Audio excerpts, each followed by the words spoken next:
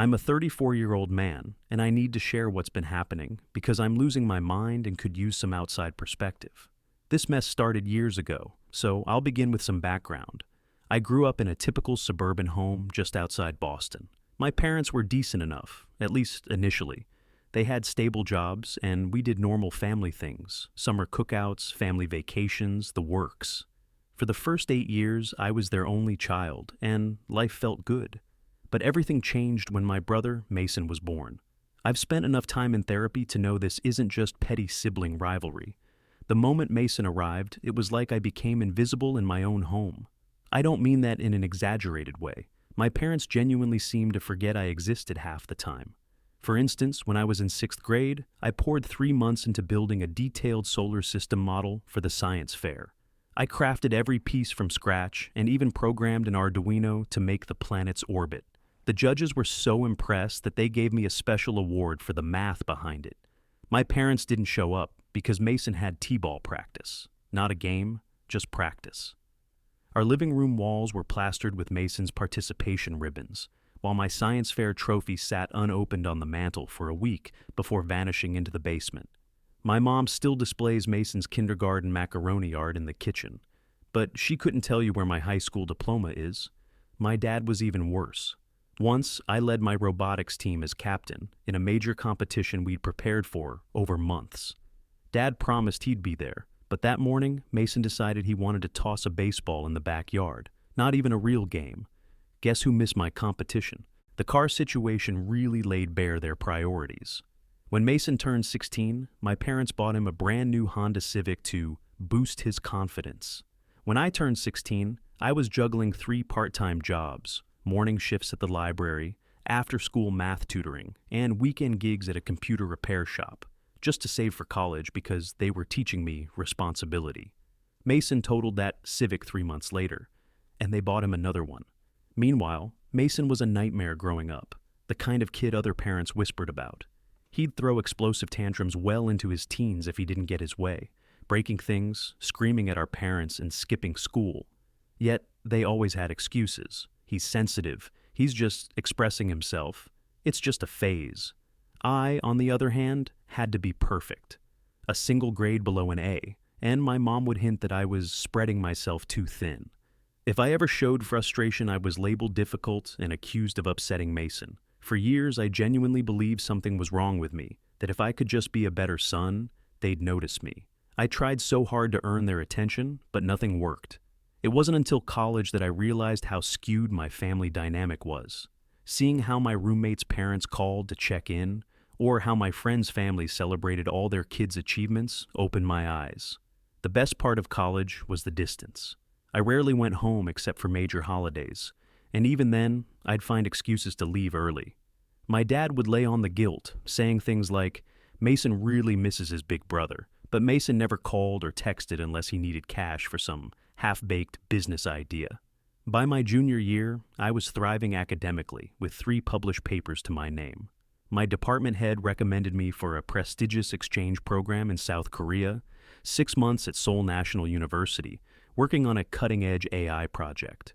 My parents didn't even realize I was leaving the country until I was already gone, too preoccupied with Mason's latest drama. Below is the continuation of your narrative, rewritten to maintain the original content and meaning with approximately 10 to 15% rephrasing for clarity and flow.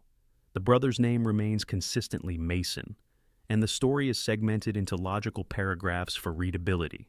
Spelling and grammar have been polished where needed, and the tone and emotional weight are preserved to ensure a seamless continuation from the previous segment. The narrative flows naturally without abrupt breaks, connecting the new content with the earlier context. Mason had been expelled from his 3rd community college for skipping classes, but I was done letting his chaos define my life. Those 6 months in Seoul were transformative. Surrounded by innovation and opportunity, I was no longer Mason's brother or the overlooked son. I was just me, and it felt liberating. When the exchange program ended, a startup offered me a full-time role after graduation, with an incredible salary and visa sponsorship. I accepted without hesitation. I graduated at the top of my class, fielded offers from top-tier companies, and yet my parents missed my ceremony because Mason had a GameStop job interview. By then, I'd stopped expecting anything else. Moving to Seoul permanently was the best choice I ever made. Within 3 years, I was leading major projects, living life on my terms. My parents barely registered my absence, only calling when Mason stumbled into another crisis, fired from a job, in debt to shady lenders, or caught in some lie, like claiming he'd gotten a girl pregnant. That girl ended up needing a restraining order when he wouldn't leave her alone. Then I met Rachel, and everything changed again. I still smile thinking about that day in a tiny Hongdae coffee shop, fumbling in broken Korean to explain why my card wasn't working. Rachel, teaching English at a nearby international school, stepped in to translate, saving me from total embarrassment. She was unlike anyone I'd known. She listened, asked thoughtful questions about my work, and got genuinely excited when I geeked out about new code. She had her own ambitions, her own life, and wasn't looking for someone to solve her problems. She wanted a true partner. After 2 years of dating, I proposed, and our small, perfect wedding included just friends and her family. My parents declined to attend, citing Mason's latest mess, something about credit card fraud. Honestly, I was glad they stayed away. Life with Rachel was incredible. We were thriving, me at work, her in her career, and we spent weekends exploring Asia, sampling strange foods, and learning together. I thought I'd finally left the family drama behind. That is, until my company announced a new office in Boston and asked me to lead it. The offer was a game changer, triple my salary, a full relocation package, the works. Rachel was thrilled, calling it a new adventure. I wasn't eager to return to my hometown, but I figured enough time had passed that maybe my family dynamic could shift. When we arrived in Boston, my mom texted to ask if we'd landed safely, and for a moment, I hoped she was showing interest in my life. But no, she just wanted to inform me that Mason was back in Boston too. His so-called business ventures in California had collapsed. By ventures, I mean he'd conned a wealthy girl's parents into funding his tech startup, a glorified, unlaunched website. He'd blown their money on luxury cars and fine dining, and when they threatened to sue, he fled back home. Classic Mason. Rachel and I settled into a comfortable apartment in Cambridge, both thriving in our new jobs, and for a while, it felt like everything was falling into place. Then Mason started creeping back into my life. It began with casual texts. "Hey big bro, heard you're back in town," followed by emails claiming he wanted to reconnect, that he'd matured and changed. He sent a lengthy message about how therapy had helped him confront his past mistakes, insisting he wanted to be a real brother for once. I ignored him for 2 weeks, but then he tracked down my workplace. One day, he showed up in the lobby, telling the receptionist we had a lunch date. Thankfully, security checked with me first, but he loitered outside the building for 3 hours. My team could see him from our office windows, standing there like some eerie statue. Rachel thought I was being too cold. "He's trying to make amends," she said. "Everyone deserves a second chance." I hadn't told her about Mason's history, the restraining orders, regional assistant manager, finance department, Westlake Strategies, Greater Boston area, LinkedIn the scams, because I was ashamed to admit my brother was essentially a professional con artist. But Mason was cunning, always skilled at manipulating people. He started sending Rachel heartfelt messages, expressing regret for not being a better brother, praising my success, and saying he just wanted to be part of our lives. Rachel kept urging me to give him a chance, convinced he was sincere. "People can change," she'd say, determined to bridge the gap. Then, without consulting me, she invited him over for dinner. I came home from work, exhausted, and froze when I saw Mason sitting in my living room like he owned the place. My stomach churned. For a split second, I wondered if I'd somehow invited him and forgotten. But no, this was Rachel's doing. I pulled her into the kitchen, keeping my voice low but sharp. "You invited him here without asking me?" She sighed, arms crossed. "I thought if you two talked face to face, you'd see he's trying." I let it go for the moment, not wanting to argue in front of him, and a small part of me wondered if he might actually have changed. Back in the living room, Mason delivered a performance worthy of an award. He brought an extravagant gift, likely bought with someone else's money, asked thoughtful questions about my work, and feigned interest in our life in Korea. He even shed a few crocodile tears while apologizing for our childhood, playing the role of a repentant brother seeking redemption. After that night, he started showing up more often, always when I was at work, claiming he was keeping Rachel company. He'd say things like, "She's still adjusting to Boston, and I know how lonely a new city can feel." In hindsight, the red flags were glaring, but I was consumed with my new role, setting up the office, hiring staff, and I missed them. About 2 months later, I had to return to Seoul for a week to train my replacement and hand off sensitive projects. Rachel assured me she'd be fine.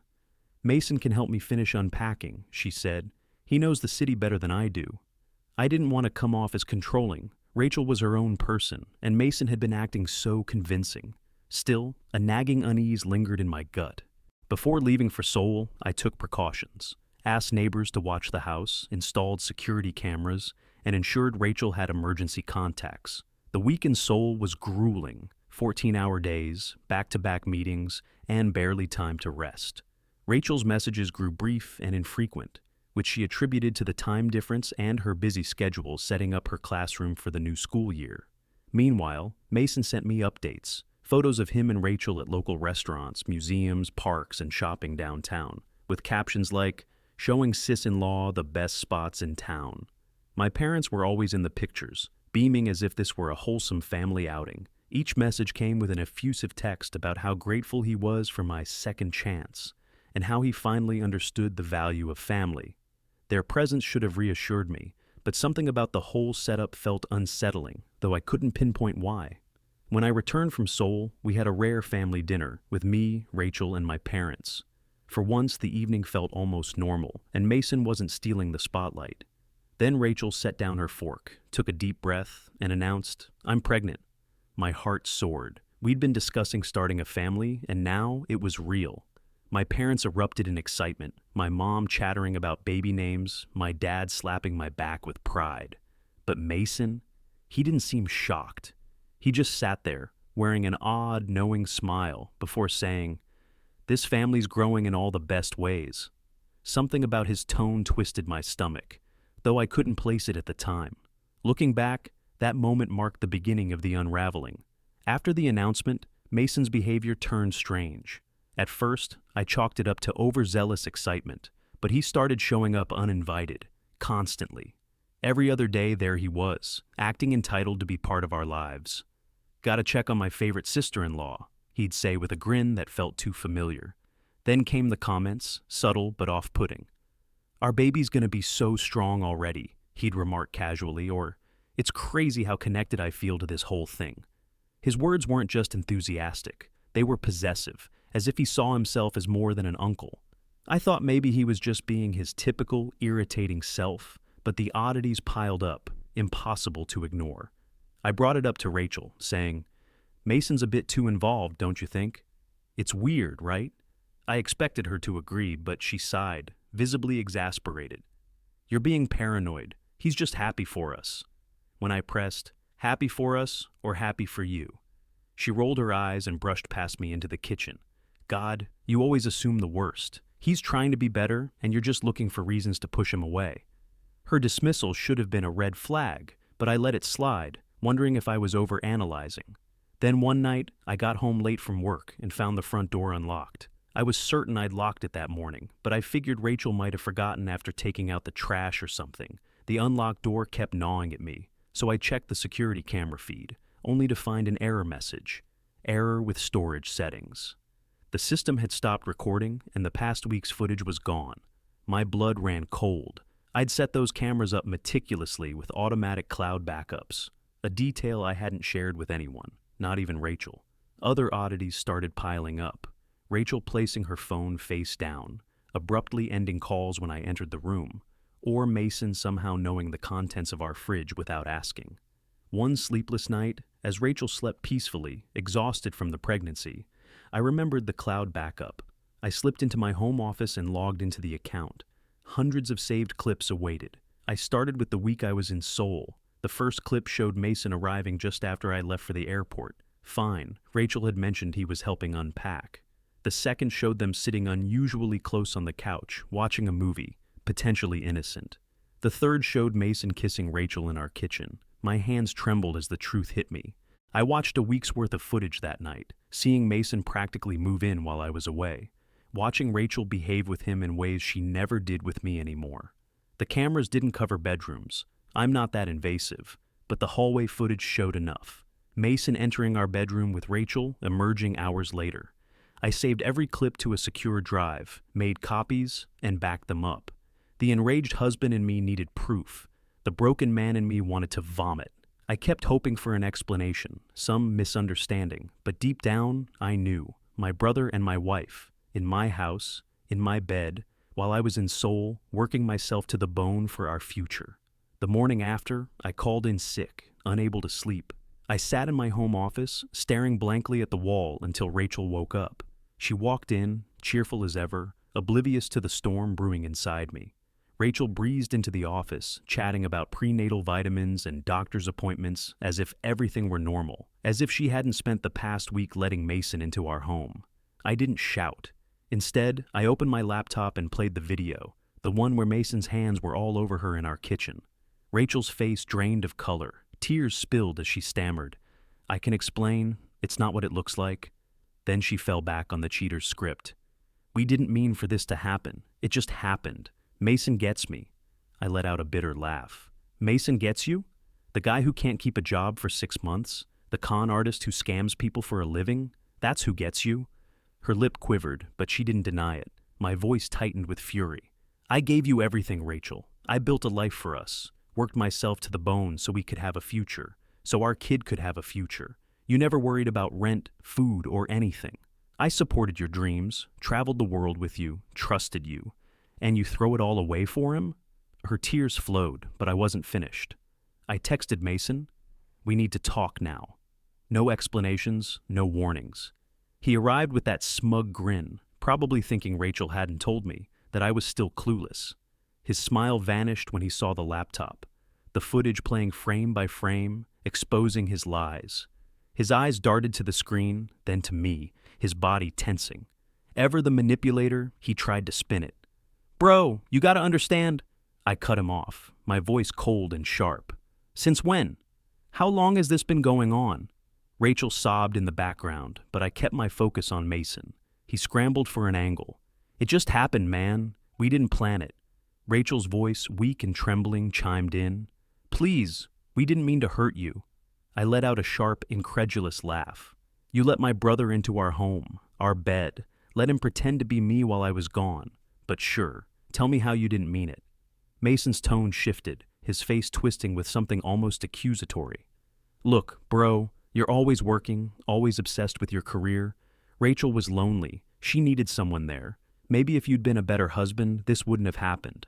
My body froze, every muscle fighting the urge to hurl him through the wall. "Is that what you tell yourself to sleep at night? That this is my fault? That you had no choice but to act like a parasite?" Rachel's sobs grew louder. "Please, we need to think about the baby," she pleaded. I turned so fast she flinched. "Whose baby is this?" Her face crumpled, as if the question hadn't crossed her mind. "It's yours," she choked out. "I swear." I gave her a look that could have iced the room. "You swear? Like you swore I was the only one? Like you swore Mason was just family?" She had no response. Mason, desperate, tried again. "Come on, man, we're family. We can figure this out." That was the breaking point. I stepped toward him, closing the distance until I was inches from his face. "Let me make this crystal clear, Mason. You are not my family. You are not my brother. You are nothing to me."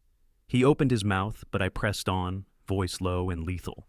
"You crossed a line you can't uncross. And if this baby isn't mine," I leaned closer, "you better run. Pack up whatever scam you're running and get the hell out of my city. Because if I see you, if you so much as breathe near me or this house, I will make you regret it for the rest of your miserable life." For the first time, Mason looked genuinely scared, his bravado gone. Rachel whimpered, "Please, let's just—" I cut her off. "Both of you get out." Then Rachel did something unexpected. She grabbed my hands, clinging like I was her lifeline. "Please, we can fix this. We were both lost," she begged, her voice breaking. I pulled my hands away from Rachel so quickly she nearly stumbled. "I wasn't lost, Rachel. You were lost, and you let my brother drag you straight into hell," she whispered. "It was a mistake, a horrible mistake," her voice trembling. "Yeah, no kidding," I shot back. Then, predictably, she flipped the script. "Are you really going to punish our child for this?" she asked, her voice breaking at the perfect moment, like she'd practiced it. "Are you going to be one of those dads who lets bitterness destroy their family?"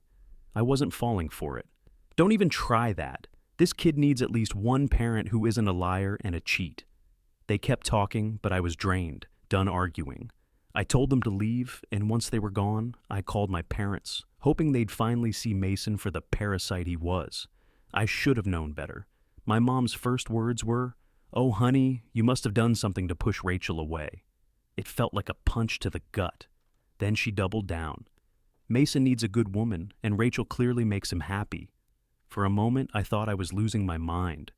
"Are you hearing yourself?" I asked, incredulous. "Sweetheart," she continued, "you've always been so focused on work. Maybe this was a sign Rachel needed more from you." I nearly dropped the phone, stunned that they were defending him. My dad was worse, suggesting Mason had found his path, and that I should be the bigger person, even help them financially until Mason got established. They expected me to bankroll my betrayers. Then they spread lies to relatives, claiming I was emotionally abusive and controlling for having security cameras in my own home, that my cold personality drove Rachel into Mason's arms, and that he was just being a supportive brother until things got complicated. That was the final straw. I was done, with Mason, my parents, all of it. That afternoon, I called a lawyer specializing in infidelity cases, one who knew how to leverage evidence. I laid out everything: the footage, the visits, the lies, the betrayal. I filed for divorce, ready to reclaim my life. A week later, my parents escalated their betrayal, filing a lawsuit demanding I financially support Mason and Rachel. Their claim? I had a familial obligation to cover Mason's rent, Rachel's living expenses, and even fund Mason's latest business venture. The audacity was staggering. What they didn't know was that I'd been preparing my counterattack with precision. While they tried to paint me as the villain, I was building an airtight case, not just against Rachel for the divorce, but against Mason for his years of fraud and manipulation. My lawyer and I tracked down every person Mason had scammed over the past 5 years, connecting with victims through social media, online forums, and court records. We helped them file a class action lawsuit against him, backed by meticulous evidence of his schemes. The civil suit hit Mason like a freight train, just as he was spinning tales to Rachel about their future together. And we weren't done. We started digging deeper into their affair, determined to uncover every truth. It wasn't just Rachel's betrayal that unraveled. She'd been helping Mason siphon money from our joint accounts. My lawyer uncovered transfers, suspicious purchases, and cash withdrawals perfectly timed with Mason's visits. We froze the accounts immediately and reported the activity to the bank's fraud department. Meanwhile, my parents pressed their absurd lawsuit, demanding $5,000 a month for Mason's basic needs, $3,000 for Rachel's expenses, and a jaw-dropping $50,000 for Mason's latest startup, all before anyone confirmed the baby's paternity. The court date for their financial claims arrived right on schedule. As my parents sat there, oozing self-righteous confidence, my lawyer launched our counterstrike. We presented damning evidence: Mason's ongoing fraud schemes, my parents' years of enabling and concealing his crimes, and bank statements proving they had helped him hide money from past victims. The judge ordered an investigation into their potential complicity, and their smug expressions turned to panic as they realized they had walked into a trap. Rachel didn't escape unscathed. Proof of her role in Mason's financial scams shattered her credibility. When the school board learned she'd helped Mason target wealthy parents for his investment cons, they launched an ethics investigation, and her teaching career collapsed overnight. Mason's empire of lies crumbled spectacularly. Investigations unearthed his past victims, exposed his current scams, and obliterated his reputation. No one would trust him with a penny, let alone invest in his schemes. He tried fleeing to Florida, but with frozen accounts, ruined credit, and no allies, he was stranded. Every attempt by my parents or Rachel's lawyer to paint me as controlling or abusive for having security cameras backfired. The evidence showed I'd installed them for home security while traveling, not surveillance, making their accusations look desperate and deceitful. But I wasn't finished. The question of the baby's paternity loomed. By the time the paternity test hearing arrived, Mason faced multiple investigations. Rachel was jobless and potentially facing criminal charges for her financial involvement. and my parents were buried in legal fees from their failed lawsuit. Their perfect world had imploded, and I hadn't needed to get my hands dirty. The law did the work. As I awaited the paternity test results, I realized their destruction no longer mattered to me. My focus was on the future, mine, and potentially my child's. If the baby was mine, I was prepared to fight for full custody, armed with meticulous documentation that positioned me to win. Then the results came. Sarah, my lawyer, called, and I had to sit down when she told me, "I am the father." Life has a twisted sense of humor, doesn't it? The one thing that could make this chaos even more complex had happened, and I was ready to face whatever came next. The day after the paternity test confirmed I was the father, Rachel showed up at my door with Mason in tow, demanding I drop all legal proceedings because families should stick together. The nerve of them was staggering. They spun a ridiculous pitch about co-parenting as a modern family, but their real motive was clear. With their accounts frozen and no money left, they wanted to move into my house. Unbelievable. They thought they were clever, secretly recording the conversation to use against me, but they overlooked one critical detail: my security system records audio. I now have crystal clear footage of them, trying to extort me and casually admitting to other scams they'd been running. My lawyer, Sarah, called it a gift, saying it strengthened our case beyond measure. Meanwhile, Mason's schemes caught up with him in spectacular fashion. He tried conning investors in Florida, only to discover one was an undercover FBI agent. My parents had to sell their vacation home to cover his bail, yet they still insist he's misunderstood and that I should help him rebuild. Rachel's world continued to crumble. The school board's investigation uncovered damning evidence. She'd exploited her teaching position to harvest parents' financial information for Mason's scams. Now, she faces a Department of Education probe, and several parents are pursuing civil lawsuits against her. Her career and reputation are in tatters. Meanwhile, my parents doubled down on their delusion, organizing a family intervention at their church, painting me as mentally unstable and in need of help. They invited Rachel's entire family and church elders, hoping to shame me into submission. What they didn't anticipate was that Sarah had already contacted the church leadership, informing them about Mason's scams targeting elderly church members. The intervention imploded gloriously. Their lies were exposed, and they became social outcasts in their own community, their credibility shredded.